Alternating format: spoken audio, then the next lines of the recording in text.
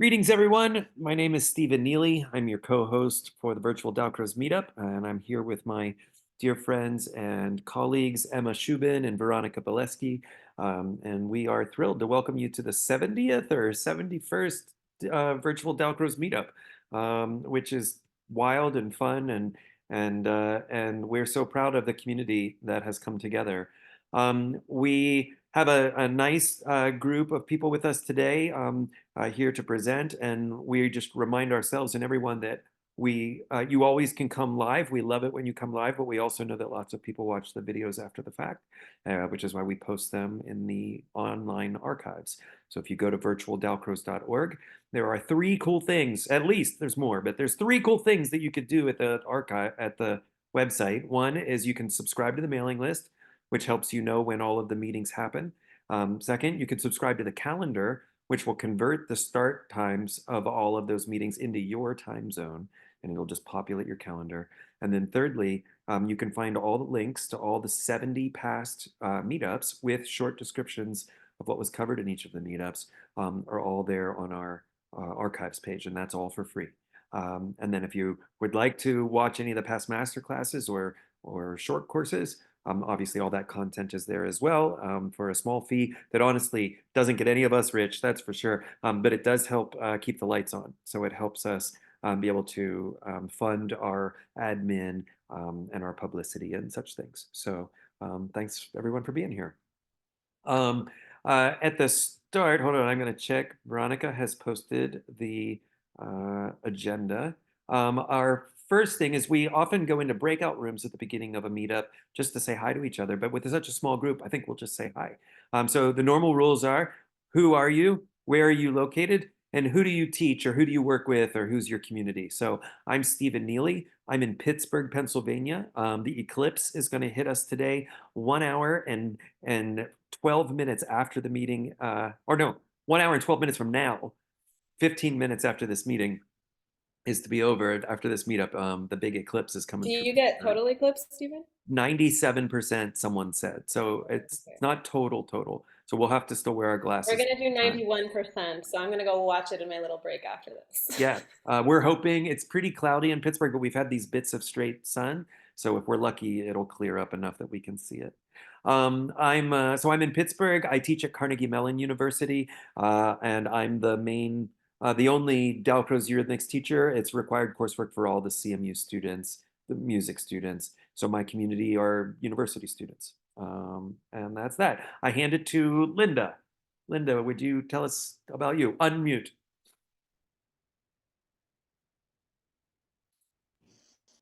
There's the button, found it. I am in central Massachusetts. I do all of my teaching in the greater Boston area. I teach just a whole pile of group piano and some music and movement for the littles. My mature students are like 6 and 7 years old, right? That's primarily what I do. Very good. So sophisticated, the 6 and 7 year olds. That's really So yes. the best classes ever. Linda, do you want to nominate someone to go next? Well, on my screen, it would be Emma's, is directly to my right. So Hello, everybody. I'm Emma Shubin. In addition to getting to host this lovely VDM Virtual Doctors Meetup, I am the artistic director for a small nonprofit called Integral Steps, which helps provide scholarships for this lovely thing that we're all doing here today. And right now I live in Luxembourg, which is a city and a country. And when I'm teaching in the world, I teach everybody from like 0 up till whatever age they choose to tell me they are. And that is in the form of music and movement and Dalcroze classes, music together classes with kiddos and their parents, high school students who are wanting to take AP exams, but we do it in a Dalcroze way, and kind of everything in between, and then privately littles all the way up through. But currently my main focus in the world is PhD work and research in how music and movement affects instrumental learning. and looking at motion capture technology and how we can use that to better learn how and why what we do matters. So let me nominate, how about Joy? Hello, everyone. I'm Joy. I am based in South Africa, where I teach students mostly age 10 to 13, even though we are open to high school students. We have a student who decided to play violin. So I mostly teach violin, and I try to incorporate as much movement as is possible to help them really get an internal sense of pulse and really get an embodied experience of the music as well, in addition to learning violin and as well as music theory. Excellent. Joy, do you want to nominate someone? Salma. Hi, everyone. I'm in Toronto, Canada, where we're going to get 99% of the clouds lift for the eclipse. I used to teach at York University. I taught there many years. And before that, I taught at the University of Michigan in the US. I'm a dance historian by background. And my research has covered the sort of territory, well, focusing on Dalcroze teaching and teachers. But I've also done a lot of work on the broader topics of women and the arts. I would say specific interests in improvisation and performance practices and in teaching practices.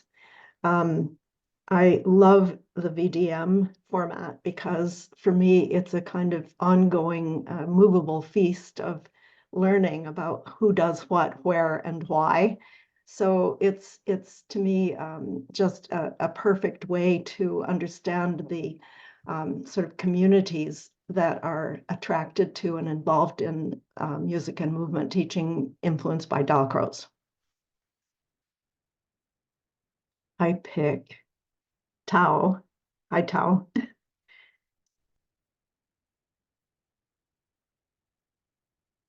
wondering if she can hear. I exist. I am currently here in Pittsburgh at Carnegie Mellon, preparing to see the eclipse. I just did Dalcroze Eurythmics classes this morning with Stephen Neely, and I plan to teach teenagers. Very good. And I don't know if Teo, I know she's on her phone, so I'll nominate Veronica after Teo.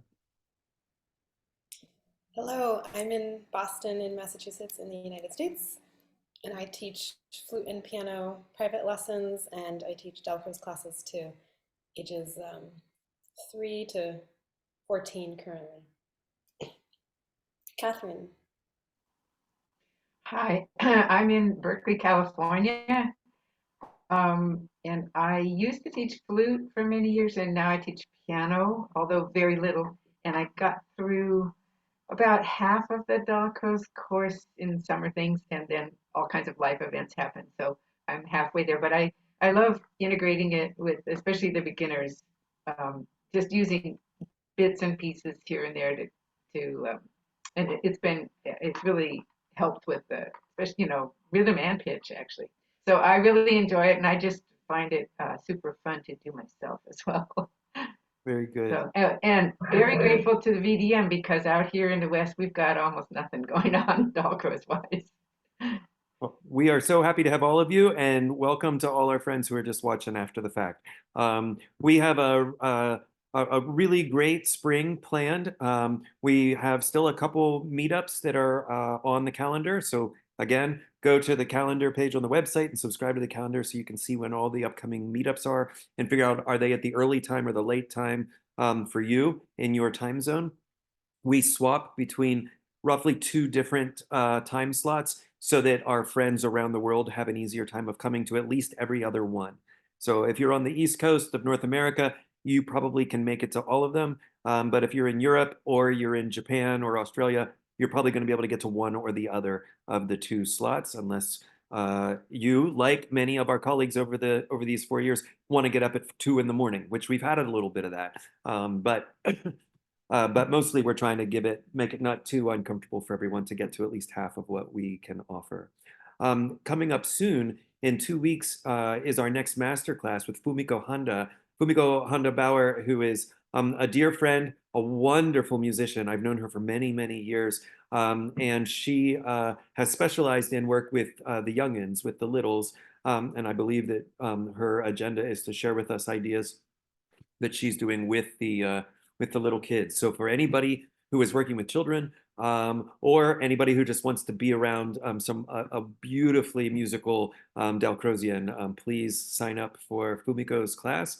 I would guess that not as many people know Fumiko. She's been doing her thing in New York for a while and hasn't really been touring around. And so we're excited to introduce her to more of the international community.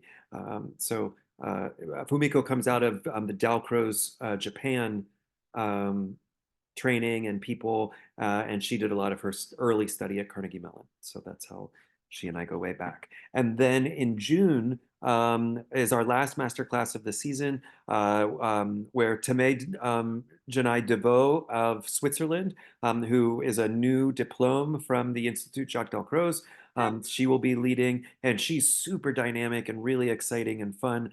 And I got a chance to take a class with her this last summer and immediately thought, oh, we got to line her up for a VDM masterclass. So those are the two big masterclasses that are still on our schedule, and we hope you'll all register for all the things. I'm going to hand it over to Veronica, who's going to tell us how to progress from here.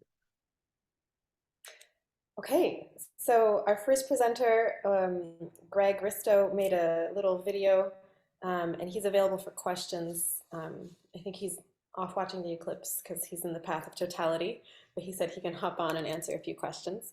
And he's going to tell us about the Dalcroze Society of America conference in June, if anyone's planning on going or thinking about going. And then we're going to hear from Joy. And she also pre-recorded her video, but she's here live for the discussion part. And then we will hear from Linda. So we'll do all of those kind of, well, let's do Greg and any questions. Then we'll do Joy and Linda back to back, and then we'll have some time for discussion. All right. So I've got Greg's video queued up, and I think you all can see it. So let me just hit some buttons. And let's start the beginning. Hi everyone, and greetings from Oberlin, Ohio, where we are thrilled to be hosting the 2024 Dalcroze Society of America National Conference. A few things that are new if you've been to a Dalcroze conference before. We've expanded the conference to a full 3 days of sessions. That means we've got 38 sessions and 27 presenters, so lots and lots to do. We've added a Dalcroze 101 through 104 set of sessions for people who might be new to the Dalcroze practice. So it's a great moment to invite friends, colleagues, etc. Those will be taught by myself, Jeremy Dittis, Lauren Hodgson, and Eiko Ishizuka. Oberlin is just a beautiful place to be in June, and we've got great spaces here for movement. But of course, the real reason for coming to the conference is all of the sessions and amazing presenters. So here it comes, a speed run of everything you can do at the conference in, I think, under 4 minutes. We've got Dalcroze 101 through 104. We've got 2 children's demos, one with Cynthia Lilly, one with Ruth Alperson. We'll dive into Miles Davis's flamenco sketches and modal harmony with Bill Bauer. Terry Boyarsky and Melissa Tucker will take us through a journey of anacrusis and syncopation with the contemporary song, I Can See Freedom. Nicole Brockman helps us rediscover the joys and erase the anxieties of a body-focused musical practice. Katie Couch introduces us to a cappella arranging via Dalcroze solfege games. Lauren Hudson and Adrienne Bedell delve into trauma-informed approaches in Dalcroze education. In her session, Round, Spiky, and or More, Eiko Ishizuka leads us through feeling 2s, 3s, and 4s in movement. Maria Zumi shares strategies and video examples of teaching instrumental improvisation for students ages 10 to 14. In Time Signature's Fact or Fiction, Mary Dobria Grindle explores moments when the feel of music is out of alignment with its look on the page, and she also leads a session on playing for movements in compound meter: swing, sway, gallop, and play. Katie Cross shares games and strategies for the clave rhythm at the basis of much of West Africa's traditional music. Chinying Tan introduces us to Baroque dancing. Michael Joviala takes us on a deep dive of the small but mighty dichord to add more swing to our jazz, ornaments to our melodies, and tension to our harmonies. Brian Schultes introduces us to contact improvisation, a form of partner dance that was born right here at Oberlin. Dawn Pratzen and Marlene Yenny Metland share a tried and tested lesson for urban environments based on Walter Robinson's song Harriet Tubman. Stephen Neely invites us to explore the idea of a personal inner tempo and the challenges of being music in tempos other than that. Anthony Molinaro shares games and songs in 5, and together Stephen and Anthony help us with balancing planning a lesson and inventing, creating, and varying that lesson plan in the moment as the students need. Annetta Pasternak, whose choreographies many of us think of as legendary, leads us through the process of moving from score analysis to a complete plastique animé. Jack Stevenson introduces us to the Aksak, a system from Ottoman music theory based on the juxtaposition of binary and ternary rhythmic cells. Brian Swigert of Cleveland Institute of Music leads us through a lesson on polyrhythm in contemporary music. Leslie Upchurch shares a pathway into improvisation for pianists at any level. And we have short presentations from Ji-Hyun Woo, who shares methods for incorporating movement into college-level music theory, Annetta Pasternak on ear training activities for children, Danica Schofer, who shows us ways to integrate eurythmics with somatic archiving, Bill Bauer, who explores Hilda Schuster's mixed legacy as a pedagogue and promoter of eurythmics, who also managed to impede its spread in the US in various ways, Andrew Hayward, who explores expressivity in movement for marching bands, and Stephen Thompson, who shows us how movement can help in teaching reading. Plus, we've got an all-conference picnic Thursday night with a new dance piece celebrating Oberlin's history on the Underground Railroad. We have a keynote presentation Friday night from Ruth Alberson, who shares stories and lessons from Oberlin's first eurythmics teacher and the first American woman to receive the diploma, Inda Howland. An all-conference banquet Friday night to break bread with new friends and old. Coffee and snacks available throughout the day, every day. Daily all-conference movement warm-up sessions with Dawn Pratzen and Brian Schultes. And housing just steps away from the Conservatory, the Warner Center, and Finney Chapel, where our conference events are being held. So yeah, I think this is going to be a pretty phenomenal conference, and I hope you'll join us. Early registration is through April 15th, so save $50 by registering now. And I hope to see you here in beautiful, sunny Oberlin, Ohio this June.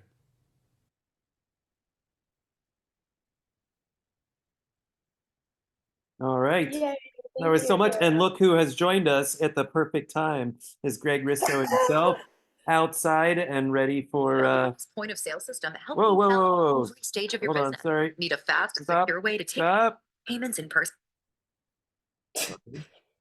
Sorry about that. All right, so Greg has made it. Greg, welcome. We are really interested in pushing the DSA National Conference. The VDM will advertise this with everything we're doing between now and then.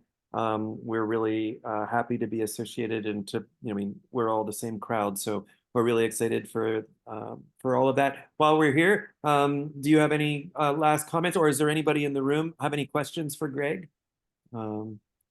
You gave us a lot there. Tried to squeeze a bunch in, so yeah, but happy to answer any questions.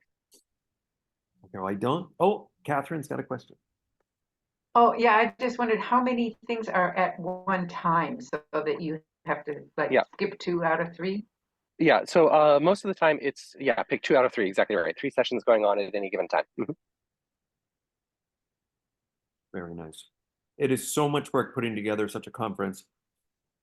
We are so thankful to Greg and the rest of that team for mounting it all, and we're thrilled to be back in Oberlin. I think my first DSA conference ever was at Oberlin, and I took a class with Ann Farber, and I were students together in the same class, and I hold that memory dear. Linda, did I see your hand up? Yeah, Yeah, I do have a question. Are the sessions being recorded? So if you have to make a very difficult choice between a couple of different things, would you still be able to go back and see the thing you couldn't see? some of them are being recorded and then will be available through the DSA site, but not all of the sessions are being recorded, unfortunately. Good. Any other questions in the room? All right. Oh, Veronica. Well, this is just a very selfish request, but June 8th is still in the middle of my teaching year. Mm-hmm. Here in the Boston area, we go until June 20th. So like, I just can't go because I was sick and I have too many makeups to do to finish the year. So I don't know who makes these decisions, but I would just like to put a request for summer things to be a little bit later. Mm-hmm. Yeah, you know, the thing that I think we're all balancing that we were balancing is trying to avoid Dalcroze summer programs as well. So, you know, there wind up being a limited number of weekends that are possible. Sure. Yeah. Yeah. Makes sense. Yep. And the pressure or the tension also between how much can we live stream and how much can we video and can we archive, and the whole apparatus that goes into making even one video work, let alone getting 3 at once or more, you know, is also a big deal. So thank you, Greg, and to the DSA for all of your efforts to put together what looks like it's going to be an amazing conference. I'm very much looking forward to being there and seeing what everybody's up to. There's one more question from Joy in the chat. I assume recordings will be available for purchase via the DSA website. Is that right, Greg? The ones that are being recorded will be put up there, as there are already now, videos that are available on the DSA website to members. They'll be available to members of the DSA. So all you got to do is become a member of the DSA, and you'll have free access after that. Cool. All right. Well, thanks, Greg, and please stick around as long as you can. But if you have, I know you're getting close to the eclipse, so whatever. That's right. We're on the path of totality here in Oberlin, so I'm going to go and enjoy that. Very good. Thank you so much for jumping in. Absolutely. Bye-bye. All right, I think we can go on to Joy's video. All right, give me 1 second. I've almost got that ready to go. Hello, everyone, and welcome to my Whoa, presentation. stop. I Stop, am stop, happy stop, to share some findings of my doctoral study with the stop. I don't know how that started itself. Let's try again. Oh, I see what it did. Okay, almost there.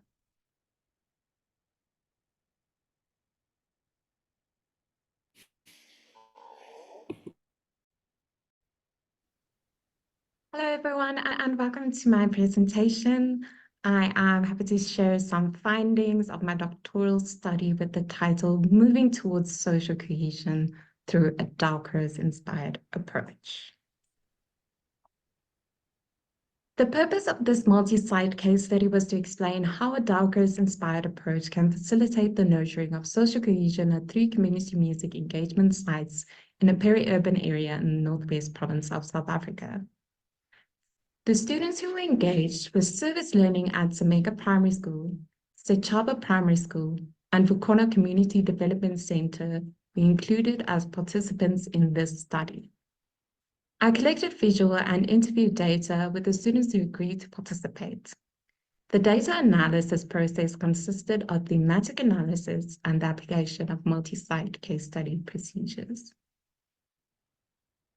From a review of the literature and the analysis of the data I collected, I formulated a theoretical framework explaining how a Dalcroze-inspired approach promotes social cohesion. By participating in Dalcroze-inspired activities within welcoming spaces, individuals experience social inclusion.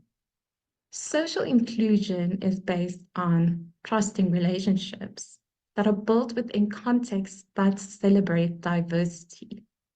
The social connections that a Dalcroze-inspired approach promotes are joyful of nature, and allows the facilitators to face shared challenges on the basis of shared values and attitudes, which allows them to reach their shared goals. This leads to micro-level horizontal social cohesion, which can lead to peace, conflict transformation, as well as reconciliation. Due to time constraints at today's virtual Dalcroze meetup, I can unfortunately not present the whole theoretical framework, but I would like to focus on the following two aspects that emerge from my theoretical framework.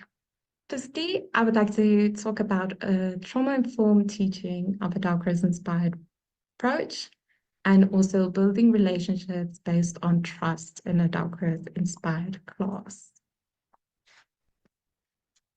Accessible Dalcroze-inspired activities took place within welcoming spaces. The systemic challenges we face in South Africa highlight the importance of having welcoming spaces for musicking. Some aspects of a trauma-informed approach were introduced to our practice. Sessions took place within an environment that was physically and psychologically safe. Collaboration was encouraged through group interaction. Not only does trust amongst the people involved in community music engagement nurture social cohesion, but it also helps trauma survivors to build trusting relationships after trust has been broken. Participant demographics and contextual locations also influence the implementation of a trauma-informed approach, which should be kept in mind when this approach is applied to community music activity. Where my community music engagement in this study was lacking with respect to a trauma-informed approach was my limited understanding of the possible trauma responses amongst the participants as well as the facilitators. Therefore, not only community music facilitators using a Dalcroze-inspired approach, but music educators in general should learn how to recognize trauma responses. The Karen Purvis Institute of Child Development has developed the trust-based relational intervention method. And within this method, they have suggested 5 pillars of building healthy connections. The first pillar regards healthy touch, as this releases chemicals such as oxytocin and dopamine. Examples include a hand on the shoulder, a high five, or a fist bump. Consent is important when touching others, and I do also note the difficulty of introducing healthy touch in a teaching context that may not allow for touch at all. The second pillar is eye contact, as this changes your brain chemistry. An example of this is, oh, I love seeing your eyes, I love your eye color. It's also important to note that for some people, it is very challenging to maintain eye contact. Voice quality is also a way one can build a healthy connection. Aspects of voice quality that one should consider is tone, volume, cadence. When I think of voice quality, I automatically think about classroom management and how I can manage my classroom without resorting to shouting. The fourth pillar is behavior matching. So this is, for example, sitting the same way as the child or choosing the same colored toy or sticker as the child, and also affirming the feelings of the child. The last pillar is playful interaction. This includes non-threatening and playful engagement and not being afraid to be silly and using imaginative play as it disarms fear.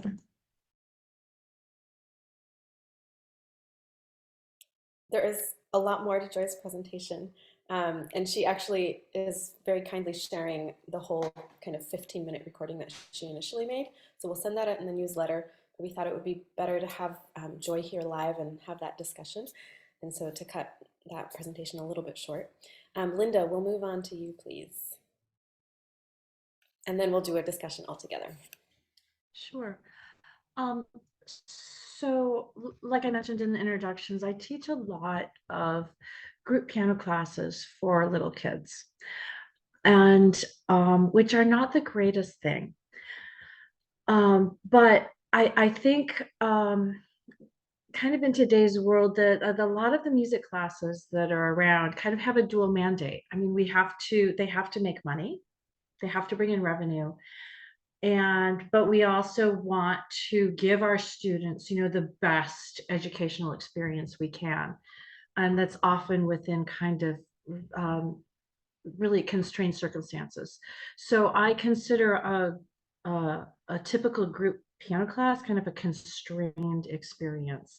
We've got a half a dozen digital pianos cheek to jowl in a room.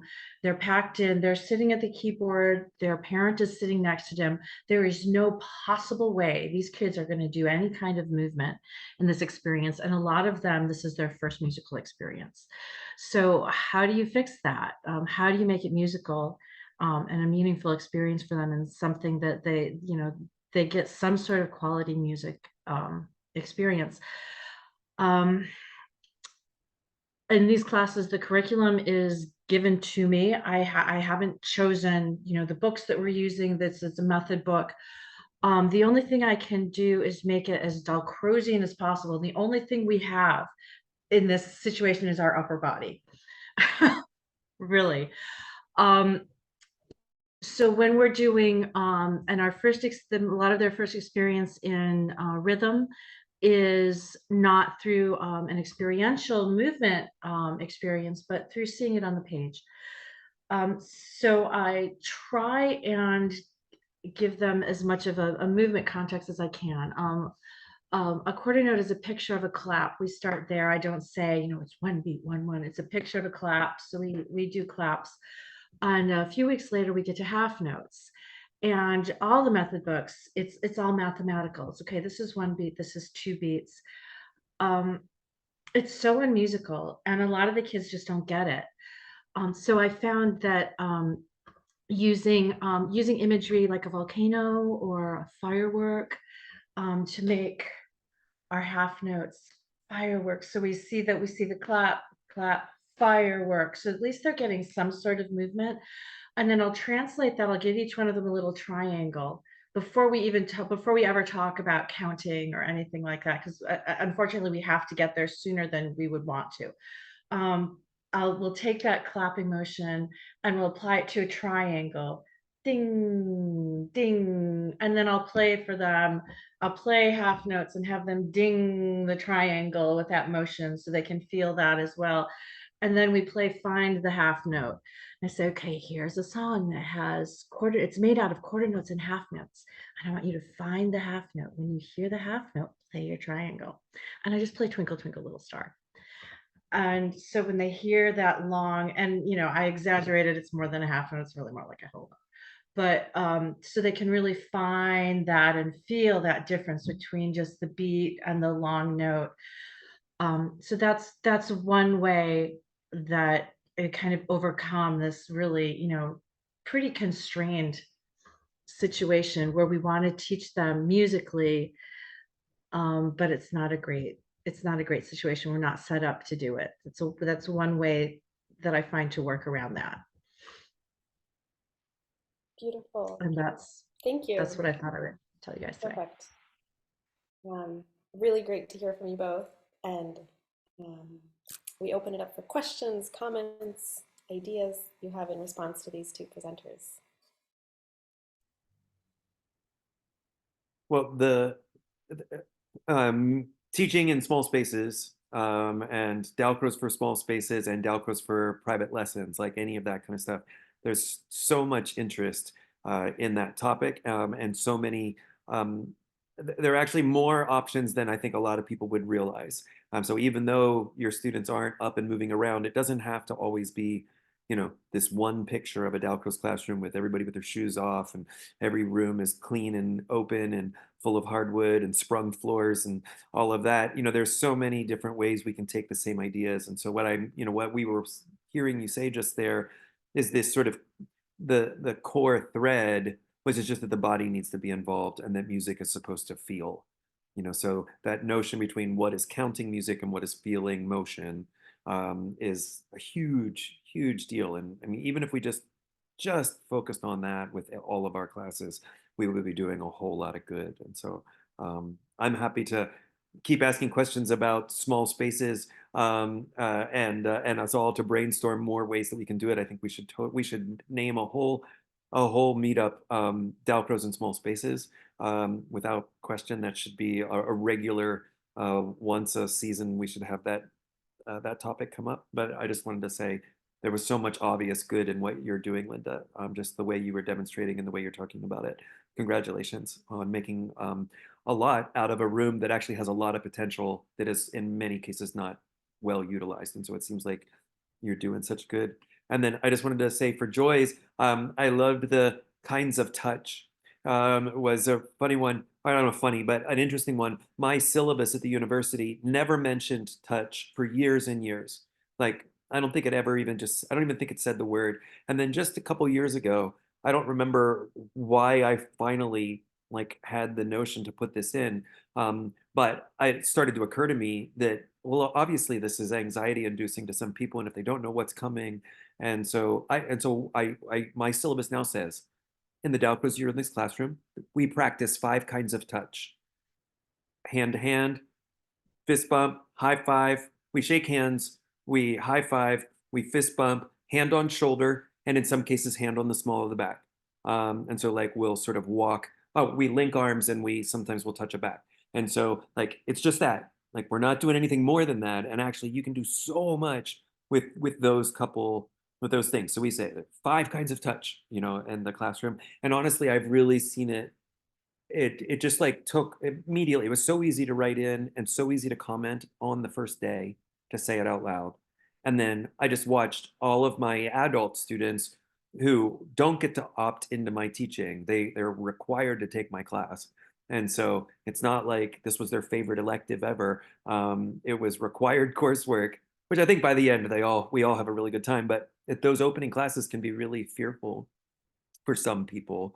And just being able to say up front, it's just this, and we're going to go real slow, and you'll start to be welcomed in, rather than them having no idea what they've gotten themselves into. And you can see some people taking that more difficult. So those were my first two sets of ideas. Who else? Somebody other than Stephen Neely needs to be talking today. Anything about either of the presentations that just leapt out to you? Go ahead, Selma, and then Catherine. Selma first. Well, just following on what you were saying about touch and hand-to-hand and other types of touch, I routinely take a wonderful gyrokinesis class in which we begin quite often with a sort of hand. It's called Awakening of the Senses, but we do them in different rhythms and in different ways. But just did this morning, and began, exploring ways to connect or sort of work with one's own hands, and then to feel the buzz around you and sort of open to hearing and so on. It's a wonderful way to become more sensitized to touch and to the experience of touch than just to clap. It offers a palette of ways to touch, which I think is really valuable. And it's a great way to sort of begin waking up your senses. We do little taps on our heads and, different ways, etc. It's full of body awareness and a lot of fun. And anyone of any age can practically get involved in it and explore it improvisationally. So I sort of just wanted to toss in this idea that I think it's great that you thought of the 5 ways, because it sort of breaks the ice and makes people realize that they can sort of work with fingertips and fingers as tools, as, sort of living tools. Lovely. All kinds of stuff in there. Catherine, what were you thinking? And then Linda. Oh, well, that sparked some more thinking about the experience of having quite a few kids have a little difficulty, even in a private lesson, gentle touch. And sort of just wondering if, maybe Joy had any suggestions for seeing that in advance or different ways to, to counteract that. But also mainly because I teach in a reasonably small space, although I have total control over my curriculum, and I can get the kids off the bench and we have a little fun doing whole body things. They're not that comfortable. It doesn't seem as successful in this short amount of time and trying to rush back into the piano pieces to do the things where we're locomoting. And so I'm really appreciating this idea of doing doing rhythmic things sitting there with upper body, kind of contrary to what you might think. So I really appreciate it. And any other, ones you have that, I don't know, we can do that with time. But anyway, thank you. Linda? Yeah, touch and little kids. I agree. I think that comforting touch can be really helpful. I do spend a lot of time getting the kids to not touch each other.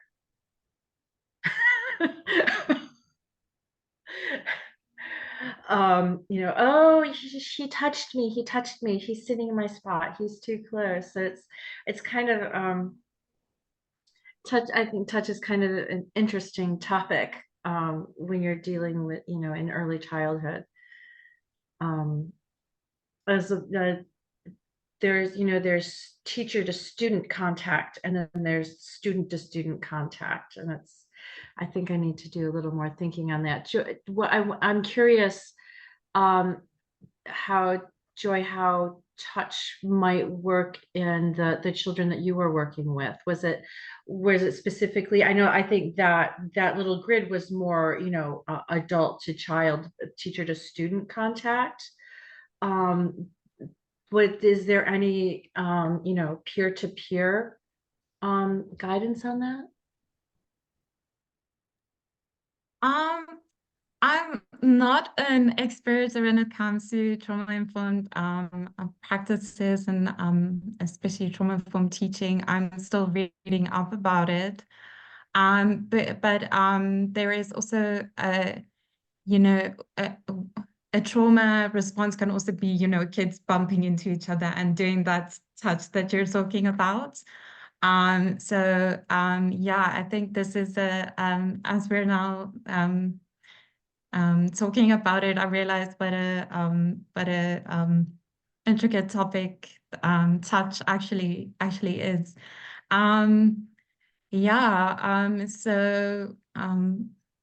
Sorry, can you repeat your question again, Linda? So I just make sure I'm answering it. Oh, sure. How I haven't really done any work in trauma informed teaching. But I just wonder how if you're with your experience and your research that you're doing, how the peer-to-peer touch and how that kind of might affect the children and the social setting. Yeah. setting. Yes. Yeah. So that's so that's where sometimes touch can be disruptive, especially when it's a trauma response. I remember we did this group activity, move in your own space, and walk the rhythm. But then some of the kids will be bumping into each other, which is not like what I had in mind. So sometimes it can be very disruptive. But generally, I found in the context that I teach in, the kids really love touching, and we I can sometimes they will come up to me for hugs and stuff, and that's we have that kind of relationship, which I know is not in every teaching context possible. So I haven't really felt that I think also where they tend to sometimes that I feel like space and touching gets a bit tricky is also when we play. They I have to remind them to space themselves out. They like standing together, even though I'm lucky to have a classroom that is not small at all. There is space. So yeah, I think that's definitely something I can read up more, especially when touch is, a bit disruptive, and especially when it's also a trauma response. I think it still is today for me. Sometimes I wonder, like, where the bad behavior comes from that I have in my classes, because I feel sometimes it comes from somewhere. So I think I would be definitely reading up a bit more on what are trauma responses, and how to as an educator, especially in my context of working at a non-fee paying school in a township community where the children face a lot of adverse childhood experiences. I need to be aware of what trauma responses can be. And I would just like to get back to Catherine. Also had a question for me about her students not always being so comfortable with gentle touch. The only thing that I can think of is maybe just asking your students, is it okay if I touch you? It's not only just about consent, but they also talk about, kind of like preparing the student for something that might happen, so maybe that can help. Yeah, I know, especially if you're teaching piano, especially for me, teaching a string instrument, it's hard not to be able to touch students, even though I know we all do it gently. So yeah, that might be a solution. But as I say, I have a lot more reading to do on the topic. So yeah, definitely be reflecting on that a bit more. It's very good. I'm so glad we've gotten to this little topic. I know it wasn't the point of anybody's whole presentation, but it's actually a really interesting one. I'll just tell so I told you that in my classes, I'm teaching 19-year-olds. They never want to hug me. I don't know what that's about, but I don't get any hugs from the 19-year-olds. But I have the last handful of years included this wording that appears then on day one, and it's then recorded in the syllabus, which they all have copies of course. It says 5 kinds of touch. And recently, in the last couple years ago, I had a student, a 19-year-old woman who came in, who just presents as like a 12-year-old. This woman is very petite, very closed, very, very shy, extremely sort of skittish and reserved, and she just looked kind of like scared from the second she crossed the threshold into the room. And we hadn't even done anything. It was just like day one. But this was just somebody who you could just see in her physicality. She was very closed off and very kind of almost shut down. And then we got to the spot of 5 kinds of touch, which I say very quickly and say it like, of course, it's all going to be fine, and it's in your syllabus. And then I always say, if there's anything anybody wants to talk about, you can always catch me before or after class, and I'm available at these office hours. And she reached out to me and said, I'm just not sure that this is going to work for me. And I said, well, I'll tell you what, you don't have to do anything that you don't need to do, that you're not comfortable with. First of all, you're not going to fail this class because you won't shake hands with somebody. I said, it's all going to be fine. I said, but let's just try to keep the option open, and we'll just see how you feel as we come up to it. I said, we approach everything very carefully and very cautiously and very thoughtfully.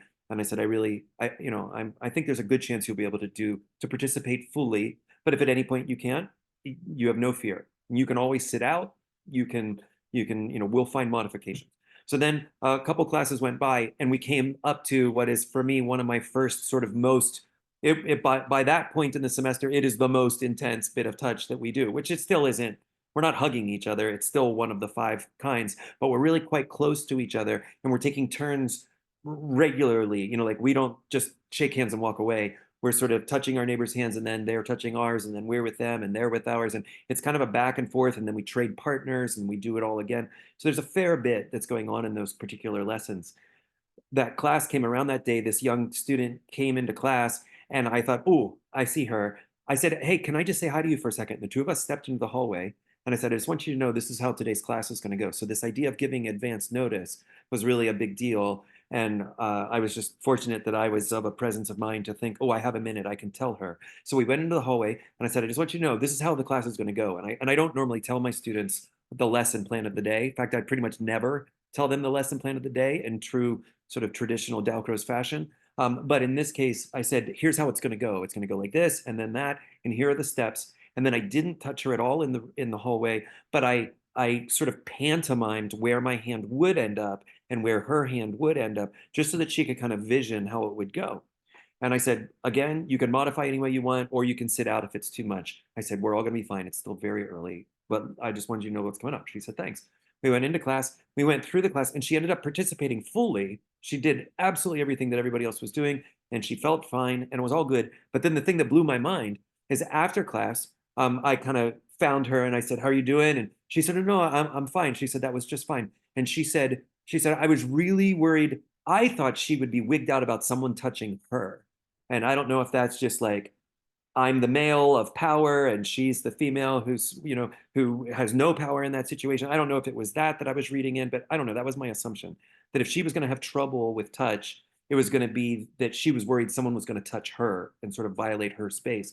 But what she reported to me was quite the opposite. She said, no, I didn't mind that someone touched my shoulder. I was really worried about having to touch them, and I did it, and I was fine, is what she said. And I think that just to me was really an important little thing, which is to say, I don't know what everybody's trauma or what their anxiety is, and I really should try to limit how much even of that I forecast in.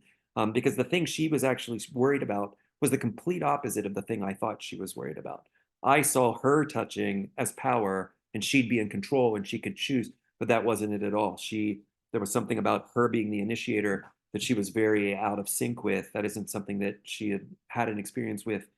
And that was the part that really was troubling for her. But then if we set it up well, we certainly can't guarantee that everybody will be okay or will feel comfortable. But if we are thoughtful, and if we're thoughtful in our presentation, actually, we find that a lot of our students can do so much. And I think for her, she reported that it felt like a small win in her, her first week of college, kind of thing. So there's my little story. What else? You want to talk about touch, or do you want to talk about small spaces, or do you want to talk about trauma-informed research? Go ahead, Loretta. Loretta. Yeah. Loretta, whose name's not on the screen, but I knew Loretta's name. Loretta and we go way back. Loretta's just got to unmute. Okay, can you hear me now? You can. Okay, great, because I'm on I'm on my iPhone. Sorry. I love the idea of the small spaces. So some of you may know I am a dance teacher. I run a dance program at a college in New Jersey, and my dancers are just so used to moving so big. So your ideas gave me an idea, and which I'll try this week, to move small, to actually contain them even in a sitting position. So maybe just upper body is moving, not just in the dance class, but maybe even in the rhythmics class, and see what happens with them.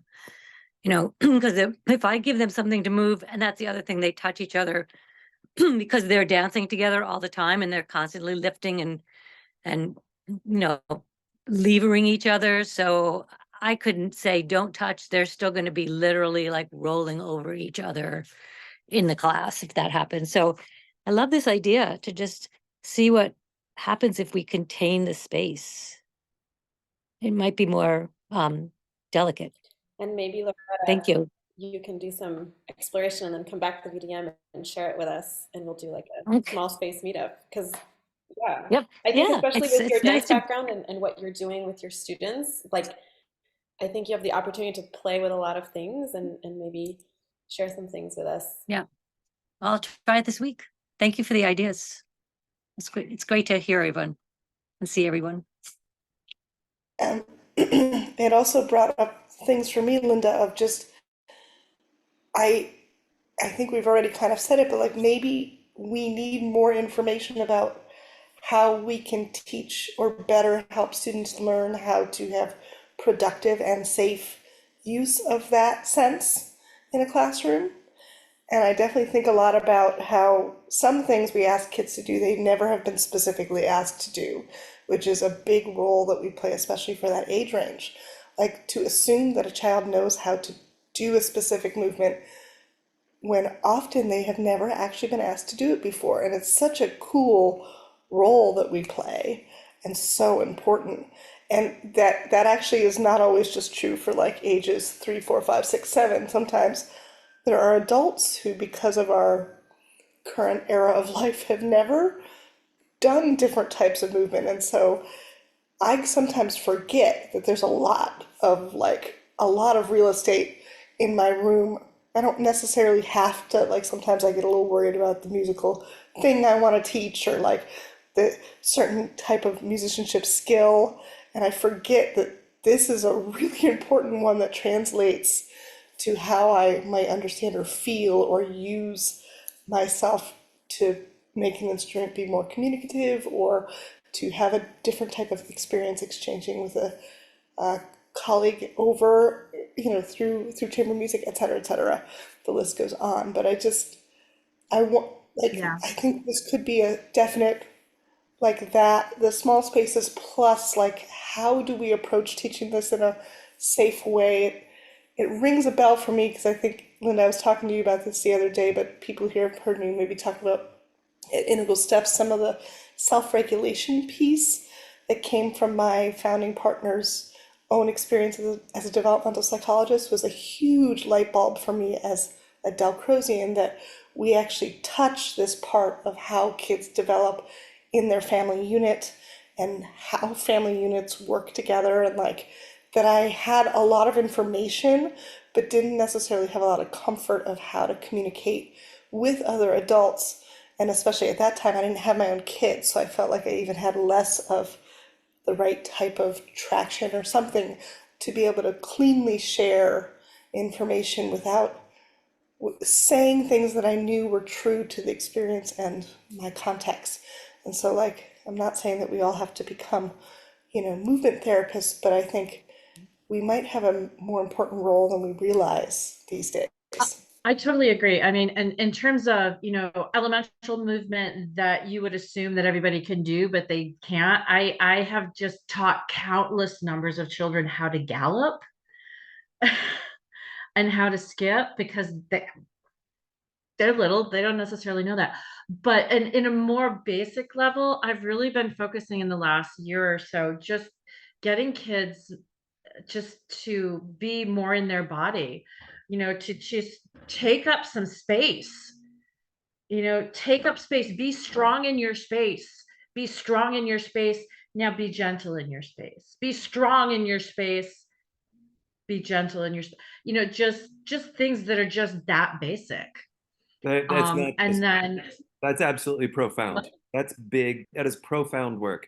That is not, I don't think of it as basic at all. I think it's a big deal. And I'm 100% with you that so many of our students have never been taught that. It doesn't occur to them. right.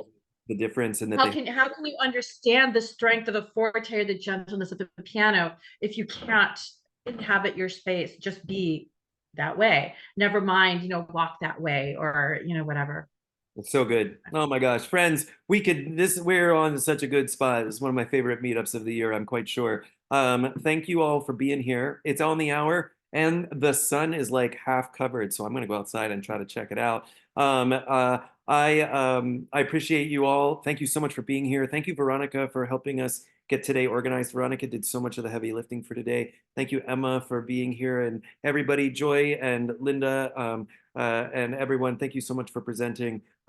Consider signing up for the Dalcroze Society of America National Conference. Consider subscribing to the mailing list and the calendar for the VDM. And we hope to see everybody at Fumiko Honda Bauer's masterclass in just a couple weeks. Thanks, friends.